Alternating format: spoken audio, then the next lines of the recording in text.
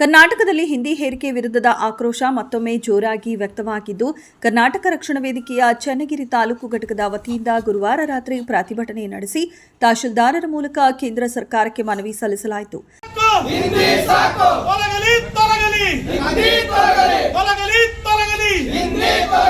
ಕನ್ನಡ ವಿರೋಧಿ ರಾಜ್ಯಪಾಲರಿಗೆ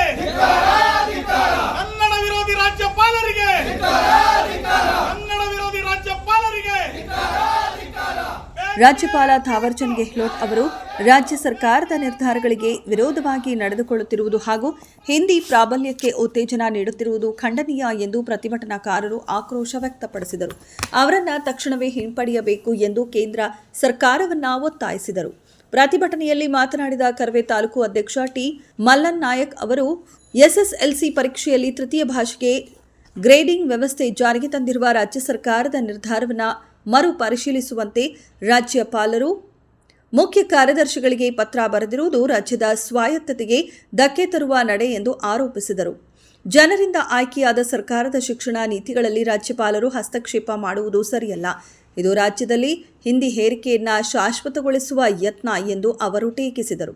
ಕರ್ನಾಟಕದ ಜನತೆ ತಮ್ಮ ಅಗತ್ಯಗಳನ್ನು ಮನಗಂಡು ಸರ್ಕಾರವನ್ನು ಆಯ್ಕೆ ಮಾಡಿಕೊಂಡಿದ್ದಾರೆ. ಹೀಗಾಗಿ ರಾಜ್ಯಪಾಲರು ಸರ್ಕಾರದ ಕನ್ನಡಪರ ಹಾಗೂ ನಾಡಪರ ನಿರ್ಧಾರಗಳಿಗೆ ಬೆಂಬಲ ನೀಡಬೇಕಾಗಿದ್ದು, ಅದರ ವಿರುದ್ಧ ನಡೆದುಕೊಳ್ಳುವುದು ಸಂವಿಧಾನಾತ್ಮಕ ಸ್ಥಾನಕ್ಕೆ ತಕ್ಕದ್ದಲ್ಲ ಎಂದು ಅವರು ಹೇಳಿದರು.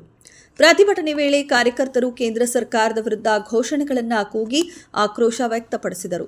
ನಂತರ ಪ್ರವಾಸಿ ಮಂದಿರದಿಂದ ಆರಂಭವಾದ ಮೆರವಣಿಗೆ ತಾಲೂಕು ಕಚೇರಿವರೆಗೆ ಸಾಗಿದ್ದು, ತಹಶೀಲ್ದಾರರ ಮೂಲಕ ಮನವಿ ಪತ್ರ ಸಲ್ಲಿಸಲಾಯಿತು.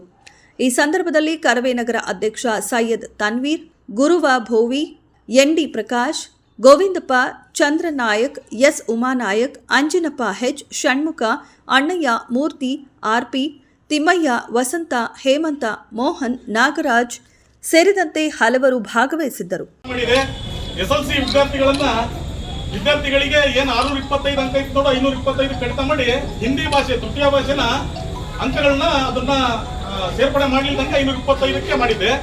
ಅದನ್ನ ಮಸೂದೆ ಅಂಗೀಕಾರ ಆಗಿ ಶಾಸನ ಸಭೆಯಲ್ಲಿ ಅಂಗೀಕಾರ ಆಗಿ ರಾಜ್ಯಪಾಲರಿಗೆ ಕಳಿಸಿದಾಗ ರಾಜ್ಯಪಾಲರು ನಾಡಿನ ಹಿತದೃಷ್ಟಿ ಕರ್ನಾಟಕ ರಾಜ್ಯಪಾಲರಾಗಿ ಒಕ್ಕೂಟ ವ್ಯವಸ್ಥೆ, ಭಾರತದ ಒಕ್ಕೂಟ ವ್ಯವಸ್ಥೆಯಲ್ಲಿ ನಮ್ಮ ರಾಜ್ಯದ ಹಿತ ಕಾಪಾಡಬೇಕು, ನಮ್ಮ ನಾಡಿನ ಮಕ್ಕಳ ಹಿತ ಕಾಪಾಡೋ ನಿಟ್ಟಿನಲ್ಲಿ ಕೆಲಸ ಮಾಡದೆ ಅವರು ಹಿಂದಿಯ ದಲ್ಲಾಳಿ ಅಂತೆ ಹಿಂದಿಯ ಮಾಫಿಯಾದ ಜೊತೆ ಕೈ ಜೋಡಿಸ್ಕೊಂಡು ಕೆಲಸ ಮಾಡ್ತಾ ಇದ್ದಾರೆ.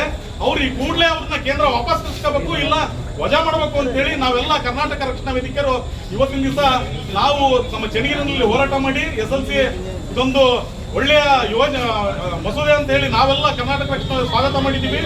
ಹಾಗಾಗಿ ಅವರು ಕನ್ನಡನ ವಿರೋಧ ಮಾಡಿದ್ದಾರೆ, ರಾಜ್ಯಪಾಲರು ಆ ಕನ್ನಡ ವಿರೋಧ ಮಾಡಿದ್ದಾರೆ. ನಮ್ಮ ಒಕ್ಕೂಟ ವ್ಯವಸ್ಥೆಯಲ್ಲಿ ಏನು ಕಡ್ಡಾಯ ಭಾಷೆ ಕಾಯ್ದೆ 1968ರಲ್ಲಿ ಜಾರಿಗೆ ಬಂತು.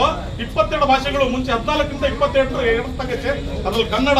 ಈಗಾಗಲೇ ನಮ್ಮ ಪಕ್ಕದ ಮಹಾರಾಷ್ಟ್ರ ಆಗಿರ್ಬೋದು, ತಮಿಳುನಾಡು, ಕೇರಳ, ತೆಲಂಗಾಣ ಮತ್ತೆ ಪಶ್ಚಿಮ ಬಂಗಾಳ ಎಲ್ಲವೂ ಕೂಡ ದ್ವಿಭಾಷಾ ನೀತಿಯನ್ನು ಅನುಸರಿಸದೆ.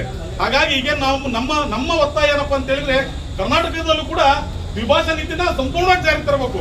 ಬರೀ ಗ್ರೇಡಿಂಗ್ ವ್ಯವಸ್ಥೆ ತರೋದಲ್ಲ, ಪೂರ್ತಿ ಹಿಂದಿನ ತೆಗೆದುಬಿಟ್ಟು ದ್ವಿಭಾಷಾ ನೀತಿ ಮತ್ತೆ ನಮ್ಮ ಮಾತೃಭಾಷೆ ಕನ್ನಡ ಮತ್ತೆ ಸಂವಹನ ಭಾಷೆ ಇಂಗ್ಲಿಷ್ನ ತರಬೇಕು ಅಂತೇಳಿ ಈ ದಿನ ನಾವು ತಮ್ಮ ಮೂಲಕ ಮುಖ್ಯಮಂತ್ರಿಗಳಿಗೆ ಮನವಿಯನ್ನು ಸಲ್ಲಿಸುತ್ತೇವೆ.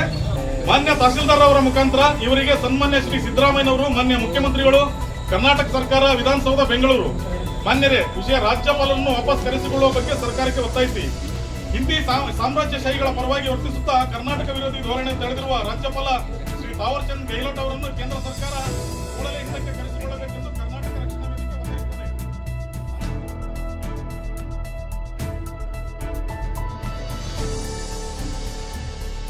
ವರದಿ ಷಣ್ಮುಖ ನಾಯಕ, ದಾವಣಗೆರೆ.